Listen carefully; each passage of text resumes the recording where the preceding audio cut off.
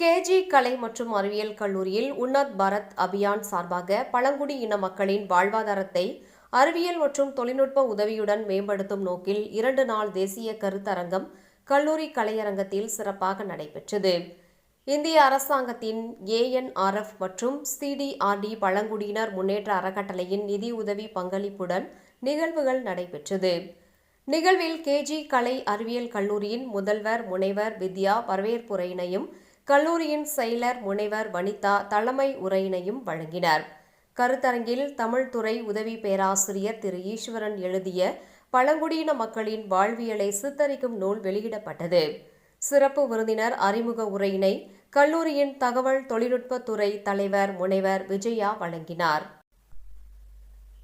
கெமரம்பாளையம் பஞ்சாயத்துக்கு உட்பட்ட பழங்குடி குக்கிராமங்களில் செயல் திட்டங்கள் நலத்திட்டங்களை செயல்படுத்த உறுதுணையாக இருக்கும் வட்டார வளர்ச்சி அலுவலர் திரு சீனிவாசன், கோவை மாவட்ட NIC-யின் இயக்குநர் திரு ரவிக்குமார், காரமடை KVKS தலைவர் திருமதி கோமதி, முன்னாள் பஞ்சாயத்து தலைவர்கள் திருமதி செல்வி நிர்மலா, திருமதி சாந்தி பிரியா, CDRD நிர்வாக அரங்காவலர் திரு ரங்கநாதன், நபார்டு வங்கியின் துணை பொது மேலாளர் திரு நிர்மலா ராவ் ஆகியோரின் சேவையை பாராட்டி நினைவு பரிசு வழங்கி கௌரவிக்கப்பட்டனர்.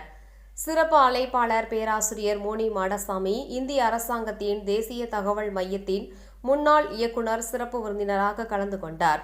தனது சிறப்புரையில் இந்தியாவில் பழங்குடி இன வளர்ச்சி நிலைகள் மற்றும் வேலை வாய்ப்புகள் குறித்து எடுத்துக் கூறியதோடு பல்வேறு துறைகளில் தொழில் முனைவோருக்கான வாய்ப்புகள் குறித்து விவாதித்தார். பழங்குடியின மக்களின் வாழ்வாதாரத்தை மேம்படுத்த அறிவியல் மற்றும் தொழில்நுட்பத்தின் துணை கொண்டு உருவாக்குவதால் புதிய தொழில் முனைவோர்களையும் அதன் வாயிலாக புதிய வேலை வாய்ப்புகளையும் அது உருவாக்கி தருகின்றது.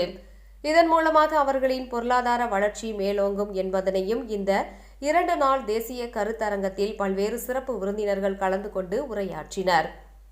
இக்கருத்தரங்கின் வாயிலாக பல்வேறு கல்லூரி பேராசிரியர்கள், ஆய்வு மாணவர்கள், மாணவ மாணவிகள் மற்றும் தொழில் முனைவோர் பழங்குடியின மக்களின் வாழ்வாதாரத்தையும் வளர்ந்து வரும் தொழில் வாய்ப்புகள் பற்றியும் தெளிவாக அறிந்து கொண்டு பயன்பெற்றனர். இந்நிகழ்வின் ஒரு பகுதியாக பழங்குடியினர் வாழ்வாதாரத்தை மேம்படுத்த மாணவர்கள் உருவாக்கிய மின்னணு மற்றும் தகவல் தொழில்நுட்பம் சார்ந்த 31 செயல் திட்டங்களின் வெளிப்பாடுகள் காட்சிப்படுத்தப்பட்டன. பழங்குடியின விவசாயிகள் பங்கேற்ற கலந்துரையாடல் நடைபெற்றது.